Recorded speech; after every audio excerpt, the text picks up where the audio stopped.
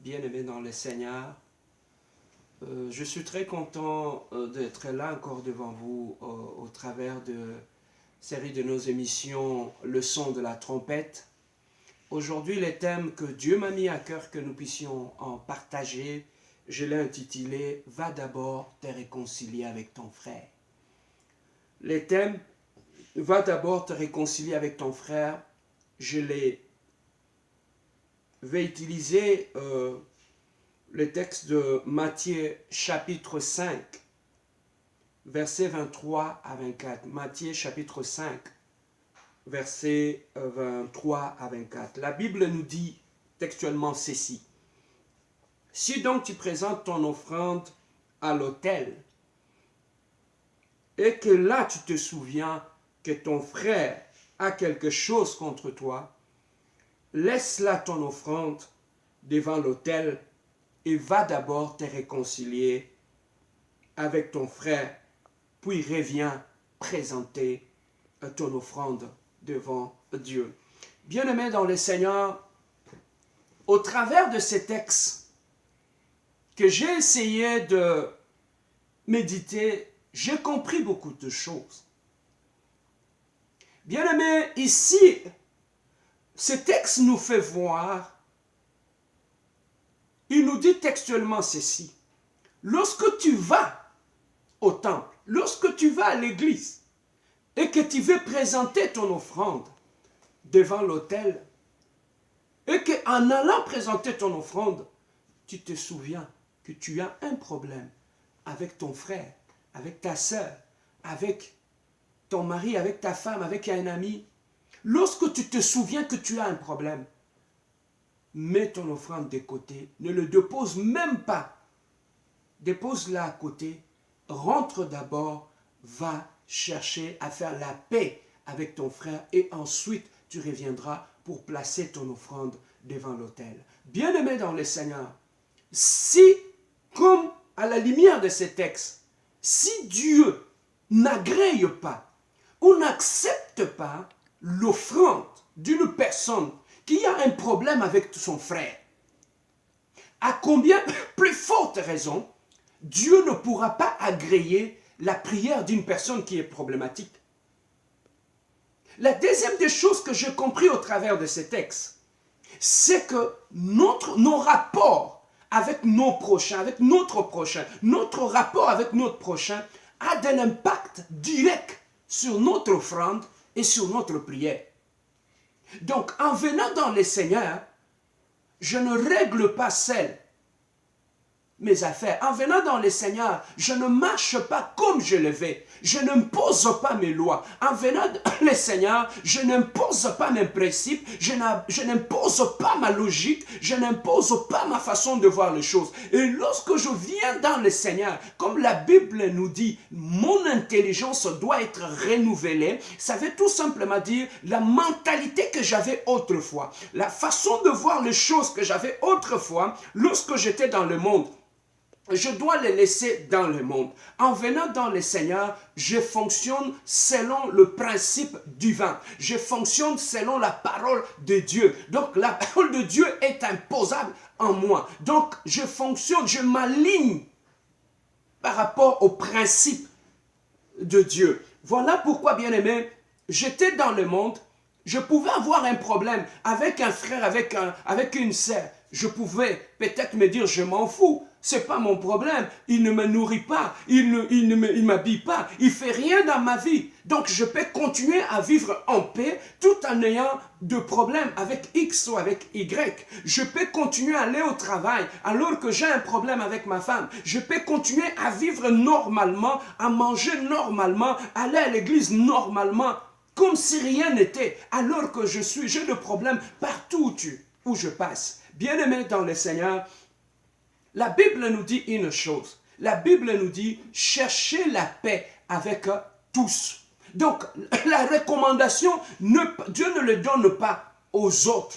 Mais la recommandation, Dieu nous le donne à nous, le chrétien. C'est à nous d'aller chercher la paix. C'est à nous d'aller nous réconcilier avec des gens avec qui nous avons de problèmes. Voilà pourquoi ici, celui qui est allé au temple, déposer son offrande. Ça veut dire qu'il était croyant. Ça veut dire qu'il croyait en Dieu. Ça veut dire qu'il respectait le principe de Dieu, puisqu'il est allé dans le temple. Mais cette personne qui est allée dans le temple, bien-aimé dans le Seigneur, il avait un problème. Il avait un problème, je ne sais pas, avec sa femme, avec son frère, avec sa sœur, avec X ou Y. Mais cette personne, la Bible nous dit, avait un problème. Il avait une situation de conflit dans laquelle il évoluait. Et il s'en foutait de ça. Mais lorsqu'il est venu dans la présence de Dieu, bien-aimé, ce qui est curieux, Dieu n'a pas regardé son offrande, mais Dieu a regardé son cœur. Dieu n'avait pas tenu compte de son offrande. Donc, nous comprenons une chose, selon la vision de Dieu, selon la pensée de Dieu, ce n'est pas ton offrande qui est plus important que la disposition de ton cœur. C'est que le plus important, lorsque nous allons dans la présence de Dieu, c'est la disposition de notre cœur qui est très important. Ce n'est pas d'abord notre offrande. Voilà pourquoi, bien aimé, dans le Seigneur, beaucoup de gens sont en train de s'aimer. Beaucoup de gens sont en train de donner des offrandes ici et par là, sont en train de s'aimer dans telle ou telle église. Mais pourquoi ils ne voient pas le résultat? Le blocage peut se situer à ce niveau-là. Bien aimé, tu as des problèmes dans ton cœur, tu as des conflits non réglés, tu as des situations non réglées avec des gens, tu continues à accumuler des conflits sur conflits. Mais bien aimé, lorsque tu vas à l'église, ton offrande que tu donnes, ta dîme que tu donnes, tout ce que tu donnes à l'église, ça ne sert à rien. Pourquoi? Parce que selon la pensée de Dieu, avant que Dieu ne puisse agréer ton offrande, Dieu doit d'abord agréer la disposition de ton cœur.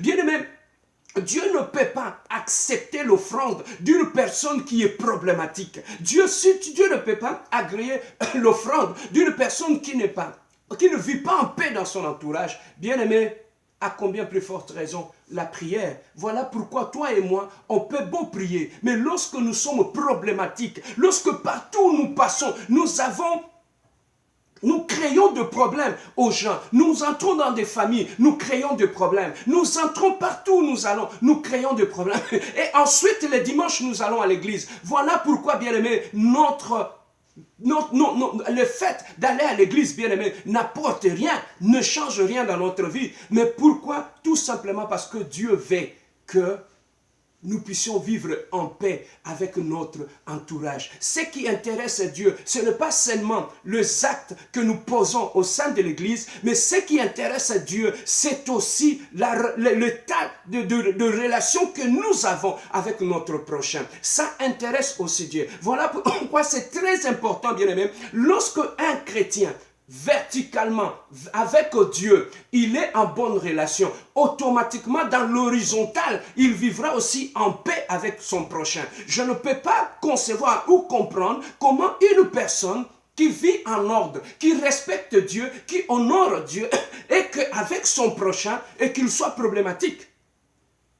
Bien-aimé, la relation que nous avons dans l'horizontal affecte nos relations dans le vertical. Bien-aimé, voilà pourquoi un homme qui est par exemple marié, lorsque sa relation avec l'Éternel est détériorée, automatiquement ça va affecter sa relation avec son épouse dans son foyer. Bien-aimé, même que ce soit à l'église, lorsque moi étant un pasteur, je ne suis plus en bonne relation avec Dieu, automatiquement je deviendrai un problème avec mes collaborateurs, avec mes frères et mes sœurs au sein de l'église. Donc la qualité de la relation que nous avons avec Dieu affecte aussi les relations que nous avons avec notre prochain. Bien-aimé, j'aimerais seulement te dire aujourd'hui, toi peut-être qui as l'habitude de te dire que je m'en fous, ce n'est pas mon problème, je m'en fous, ce n'est pas mon problème. Laissez-moi te dire une chose, tu peux bien te dire que ce n'est pas mon problème, je m'en fous, mais laissez-moi te dire une chose, ton offrande, tout ce que tu fais à l'église, lorsque tu y es, tu vis en mauvais termes avec tes prochains, ça veut tout simplement dire que ça va te suivre à l'église et ça va affecter tes prières, ça va affecter ton adoration, ça va affecter, bien-aimé, ça va affecter même ton offrande. Dans la prière de notre Père, Jésus-Christ, lorsque le disciple lui avait demandé, Père, montre-nous comment prier, Maître, Dieu leur avait dit, dans la prière, il y a ces rubriques qui dit, Éternel Dieu, pardonne-nous nos offenses, comme nous pardonnons aussi à ceux qui nous ont offensés. Bien-aimé, comment tu peux demander pardon à Dieu quand celui qui est à côté de toi, tu ne l'as pas encore pardonné? Quand celui qui est à côté de toi, voilà pourquoi Dieu, dans la prière, l'homme qui prie vers Dieu, il dit, Seigneur, regardez comment moi je pardonne aux ceux qui me font du mal. J'aimerais aussi que tu puisses me traiter ainsi. Donc, comme moi je traite mon prochain, comme moi je pardonne à mes prochains, j'aimerais aussi, Seigneur, que tu puisses me pardonner. Bien-aimé dans le Seigneur, lorsque tu as du mal à pardonner à ton frère, à ta sœur, à ton mari, bien-aimé, ça ne vaut même pas la peine de te mettre à genoux et demander à Dieu le pardon. Parce que si tu demandes à Dieu le pardon, il va te poser la même question qui est dans la prière de notre Père. Est-ce que tu as pardonné à ton frère pour que moi, je puisse te pardonner? Et dans cette prière, l'homme montre à Dieu, Seigneur, voilà comment moi je traite les autres. J'aimerais que tu puisses me traiter ainsi. Bien-aimé dans le Seigneur, la façon que tu traites ton prochain, est-ce que tu aimeras aussi que Dieu puisse te traiter de cette manière? La façon, avec méchanceté, que tu traites ta femme, que tu traites ton mari, que tu traites tes enfants, que tu traites tous tes collègues au travail, est-ce que tu aimerais aussi que Dieu puisse te traiter de cette façon-là? Voilà d'où vient le blocage dans notre vie. Voilà d'où vient le problème dans notre vie. Voilà la source de ton problème, bien-aimé. C'est parce que tu tiens pas compte, tu ne soignes pas tes relations. Voilà pourquoi, bien-aimé, avec Dieu, tu as un problème aujourd'hui. Voilà pourquoi, bien-aimé dans le Seigneur, ici, nous comprenons une chose, que la qualité de relation que nous avons avec notre prochain affecte directement notre vie spirituelle, affecte notre prière, affecte, bien-aimé, même notre santé peut être affectée, même notre santé spirituelle peut être affectée par rapport à notre problème. Bien-aimé, Dieu a posé une question. Lorsque Caïn et Abel, ils sont allés offrir devant l'autel, il avait tué son frère. En tuant son frère, bien-aimé dans le Seigneur, lorsque Dieu est arrivé, il lui a posé une question. Caïn, où est ton frère? Aujourd'hui, bien-aimé, l'ami avec lequel vous étiez si proche, vous étiez comme des amis. Aujourd'hui, vous ne vous adressez plus la parole. Mais bien-aimé dans le Seigneur, aujourd'hui, si Dieu te demande où est ton ami, où est ton frère, qu'est-ce que tu vas lui dire? Aujourd'hui, bien-aimé, nous avons perdu des gens tout autour de nous. Tout simplement pourquoi? Parce que nous avons du sang dans nos mains. Le sang, ce main avec lequel nous avons tué nos frères, nous avons tué nos sœurs, nous avons tué notre pasteur. J'ai tué mon mari, j'ai tué ma femme. Et aujourd'hui, mes mains sont remplies de sang. Bien-aimé, aujourd'hui, même lorsque nous prions, nous levons à Dieu. Est-ce que le main que nous levons vers l'Éternel, est-ce que ce sont des mains qui sont pures?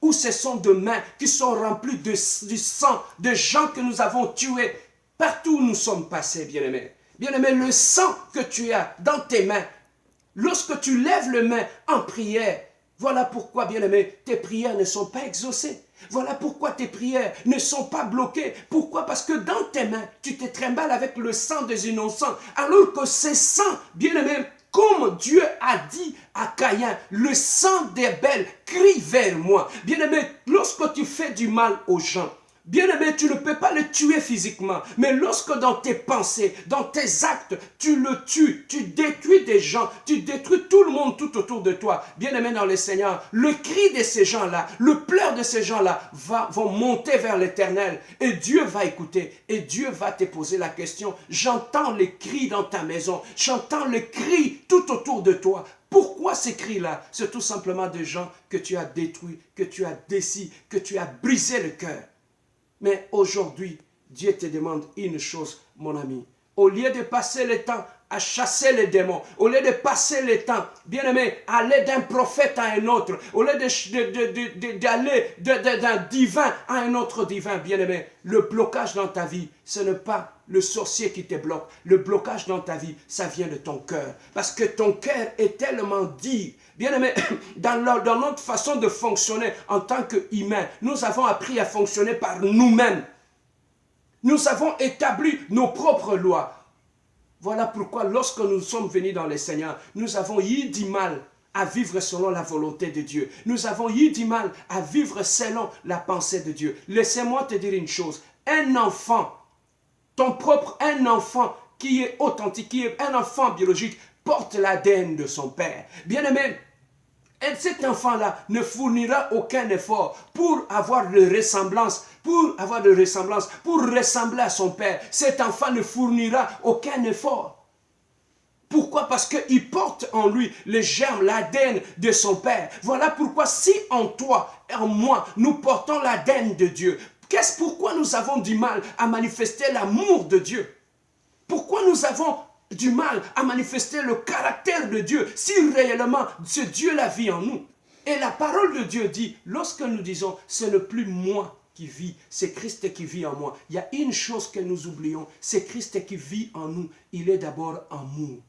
La personne bien-aimée, pour savoir qu'une personne marche avec Dieu, cette personne-là, parmi les signes, nous allons voir, cette personne va manifester l'amour de Dieu. Dans l'amour de Dieu, il y a le pardon. Dans l'amour de Dieu, il y a la miséricorde. Voilà pourquoi tout celui qui marche avec Dieu, toute personne qui a réussi le Seigneur comme son Seigneur et son Sauveur, cette personne-là, c'est Dieu qui règne dans sa vie. Voilà pourquoi, bien-aimé dans le Seigneur, si tu veux savoir que Dieu règne dans ta vie, il y a beaucoup de chrétiens bien-aimés, dans leur vie, Dieu les a tout simplement sauvés.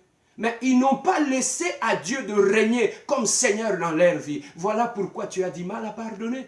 Voilà pourquoi tu dors encore fâché. Voilà pourquoi dans ta vie, il y a tout le temps le problème. Voilà pourquoi tu as du mal à te réconcilier, à faire la paix avec les autres. Voilà le problème, le grand problème. Bien-aimé, pour terminer, Jésus-Christ a dit à ses disciples, vous irez prêcher, vous entrerez dans la maison, mais là où on vous recevra, si vous trouvez un fils de paix, laissez la bénédiction dans cette maison. Bien-aimé, Dieu avait recommandé à ses disciples de ne pas laisser la bénédiction à n'importe qui. Il a bien précisé, si vous trouvez un fils de paix, laissez la bénédiction dans cette maison. Oui, bien-aimé, c'est lui qui mérite la bénédiction. C'est un fils, c'est une fille de paix. Voilà pourquoi je t'exhorte aujourd'hui, bien-aimé. Si tu veux aller loin avec Dieu, si tu veux voir la main de Dieu dans ta vie, commence par nettoyer tes relations. Partout, bien-aimé, commence par restaurer, commence par nettoyer, commence par faire la paix tout autour de toi. Commence à vivre en paix. C'est alors que tes prières seront exaucées. Comme la Bible nous dit, la prière du juste est efficace. Un juste, c'est quelqu'un qui vit en paix avec son entourage. C'est quelqu'un qui ne vit plus dans des conflits. C'est quelqu'un qui ne vit plus dans de problèmes, qui ne vit plus dans de situations compliquées, qui ne crée pas de problèmes dans la vie de gens. Bien-aimé, un vrai chrétien, partout où il passe, même son absence est remarquée. Les gens le réclament. Pourquoi? Parce que c'est une bénédiction, un chrétien. C'est une personne qui amène la paix. C'est une personne qui réconcilie. Bien-aimé, laisse qu'au travers de ces textes, bien-aimé, qu'est-ce que nous pouvons retenir? Comme Dieu nous demande, avant de placer ton offrande, si tu as un problème avec ton frère, va réparer. Voilà pourquoi, au lieu de continuer à critiquer le pasteur, je sème, je donne à Dieu, je fais tout, mais je ne vois rien en retour. Bien-aimé, quel est l'état de ton cœur? Parce que l'homme, ton pasteur peut regarder la quantité de ton offrande, mais ce n'est pas ce qui impressionne Dieu. Ce qui impressionne Dieu, c'est la disposition de ton cœur. C'est ça ce qui impressionne. Voilà pourquoi, bien-aimé, tu vas être béni. Celui qui bénit, ce n'est pas le pasteur, c'est Dieu. Voilà pourquoi cherchez d'abord à te mettre en ordre avec Dieu avant d'aller déposer ton offrande, ta dîme.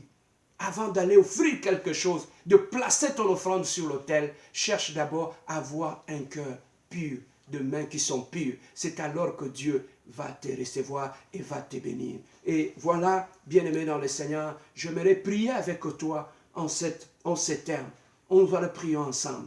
Éternel Dieu de gloire, Seigneur, aujourd'hui, donne-moi la force. Ce n'est pas par ma force, ce n'est pas par ma propre force, mais donne-moi, cher Saint-Esprit de Dieu, la capacité de pardonner à mon mari, de pardonner à ma femme, de pardonner à mes enfants, de pardonner à mon pasteur, de pardonner à tous ces gens qui m'ont blessé. J'accepte aujourd'hui, Seigneur, donne-moi cette capacité, donne-moi ce cœur qui pardonne. Au nom de Jésus-Christ, nous disons Amen. Bien-aimés, nous sommes des imitateurs de Christ. Sur la croix, il avait des mains, qui avaient de clous dans ses mains.